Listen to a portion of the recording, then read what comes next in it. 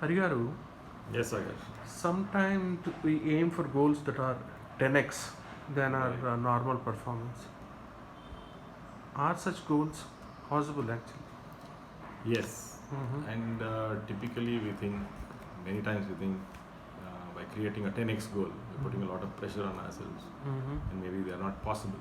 Mm-hmm. But if you, this is a book called Measure What Matters, written by John Doerr, Mm-hmm. and it's a very simple, intuitive tool. And I feel most of us have done the same process in our life. I definitely have done, and this book actually validates what we do. Mm-hmm. So what John Doerr says, and John Doerr is pretty successful businessman and an investor in Google, and apparently Google still uses this as a tool, productivity tool. Mm-hmm. So what this tool is about is when you set a 10x goal, right? When you set a 10x goal, you use all your resources, right? Normally when you have a smaller goal, we only use a particular process and we go incrementally, and we use only certain part of our resources. We don't use the entire lot of our resources. And when we have a 10x goal, another thing that we do is we have a lot of ideas, right? But we don't execute them with the kind of precision that's required. We do a lot of unnecessary things, Mm-hmm. right? We get distracted easily, which is why our performances are way below what our potential is. So John Doerr says, and of course we also know, once you understand the process, you know that you have done it sometime in your life. Mm-hmm. So primarily, if you set a 10x goal, it takes the same effort that a smaller goal does. Mm-hmm. What does it do? It a really big goal. First thing it does is it forces you to use all your resources. The second thing it does is, since it's such a big goal, and you are used to a particular process of doing things, which may not be the most efficient. The second thing it does is it makes you think creatively. Mm-hmm. It makes you think, how can I achieve this? How can I, which leads to you changing the process. You're the same process, if you go incrementally, you may not achieve. So it's like you achieved a plane's flying at, let's say, 30,000 feet. Okay. We can shoot higher and say, okay, we can go to 40,000 feet. That's going incrementally. Mm-hmm. You won't change the process. You're not doing anything different. So you can go to the moon thinking this way, or you can start with, I want to go to the moon, and then you work backwards. You can't go this way to the moon. Obviously, when you say, I want to go to the moon and come backward, you have to change the entire way you're thinking. So which is what a 10x goal does. Okay. Right? How does it work? So the process is very simple, and they call it OKRs. So we'll borrow this straight away from John Doerr's book. He calls it OKRs, and O stands for objectives, and KR stands for key results. So very simply, if you want to achieve something big, right, something 10x, you can't spread your energy over some 10 different things. So he says the most important thing is to prioritize. So pick 3 or 4 areas in your life where you want a 10x growth, where you can see over a year or 2 years, let's say over a year. If you want to work on 3 big areas which will take you to the next level, right? If you want to do something like that, you pick those 2-3 areas, make them your objectives. So 3 or 4 objectives. So right now you have to look at your life and say, what are the 3-4 areas in my life where a 10x goal will take me to the next level, right? Straight away. Okay. So the objective is pretty much a significant concrete action, that will provide you the broad direction in which you are going. Let's say you want to work on your skill. Let's say you want to work on your health. Whatever. You pick one particular thing and say, this I want to do 10x. I'm working today at this level. I want to go to next 10x level. So 3 or 4 objectives like that you set. And for each of these objectives, the second step is you set what are called key results, the KRs. One is the O, you already have set the O. Then you set the KRs, which are the key results. So each objective will have again 3 or 4 key results. Okay. Now the key results are very metric driven, right? So what we call, they are the how of achieving your objective. Okay. There's an objective, how you want to achieve it. So these are typically aggressive. They're like SMART goals. They're smart, they're specific, they're measurable, they're time bound. And with these things, what you do is this is all about execution. It's all about metrics. So you are continuously seeing how far have I gone with my key results. Now the key results, how they work is, if all three key results are achieved, automatically your objective gets achieved. Yeah. So I'll give you a small example here, just to.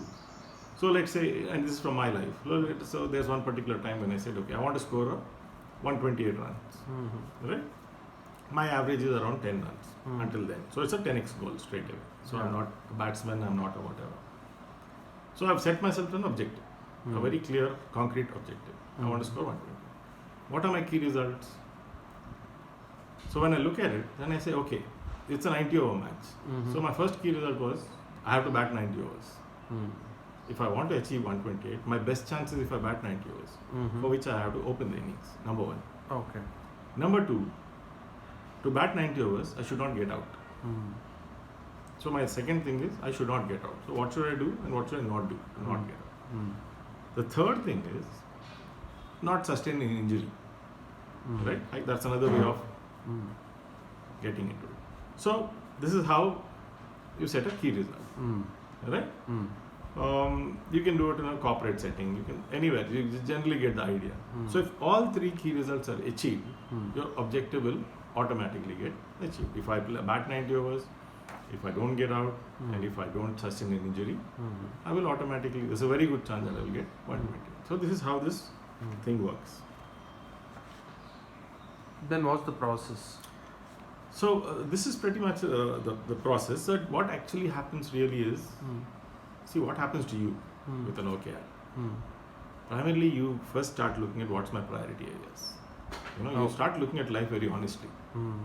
You're not following the herd anymore. You're saying what is important to me. Now, in 1 year, what's important to me? What's most important to me? Okay. So you are basically saying, I'm going to cut out a lot of stuff to achieve this, to achieve a time, because this requires concentration. This requires serious commitment. So you're saying you'll identify those three areas, and you say, I want 10x in this. I want 10x in this. So now, when you say I want 10x in this, what happens is when you set these objectives and we say 10x. The first thing that should happen to you when you see the goal is you should actually think this is not possible. I mean, it should take 3 or 4 days for it to actually sink in. Yeah, I'm even imagining something as big as this, because it's out of your consciousness almost. You're not even thinking that it's possible.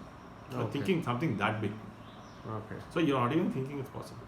So you have to let it. So your first thing is you're setting a goal that big, and you stay with it, right? You won't find a pattern because you're already used to working in a particular way. You will have to struggle with it and say, what do I have? Look at all your resources. What do I have? What? So you are looking at what do I have? How do I get there? You sit, you struggle with it, you use all your resources. You will find a pattern. Sometimes maybe you will find a pattern after a few days, sometimes even a month or 2 months. But don't give it up. Because the first part is going to be a little difficult for you until you crack the pattern. You may not see a result immediately because you're changing your current style to a new style. And then, once you start working in a particular direction, right? In a particular way. So I'll give you another small example here. Like when I was working, and we were all given a 5 crore target.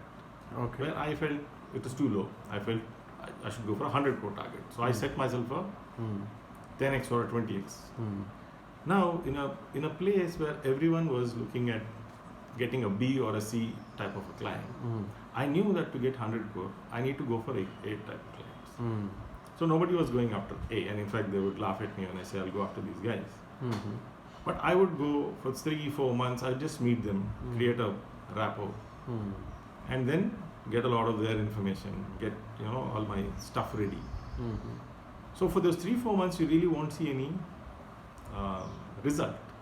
But 6 months down the line, one chap comes, second chap comes. So by the time I ended that year, I had 15 or 16 of these people coming, and I had about 150 crores. Wow. So it takes You know, you completely change the process. Mm. Same resources, same everything. Mm. You change the process. Mm. But all you do is by thinking that big, Mhm. you change your thinking, you change your process. Okay. Right? Yeah. What else do you do? I mean, it's an exciting process, and you know, initially it may look a little different. So part of the process also is that you have to keep measuring your progress. So ideally, you know, have a partner, have a manager, someone you can talk to, and then you go ahead. So yes, to answer your question, 10x is absolutely Definitely possible. Yeah. and it will take you to the next level.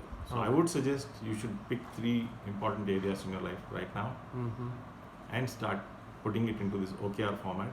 Yeah. A lot of stuff you won't do, which is actually not helping you right now, and you will be focused on what is required. Yeah. Starting from weight loss to Yes, starting from my class. to running. Yes, absolutely. Simple things like Right. daily absolutely. life. Yes. Right. Super, Hari garu. I think I'll note down 3 Thank key you, areas. Sagar. Yeah. Thank you.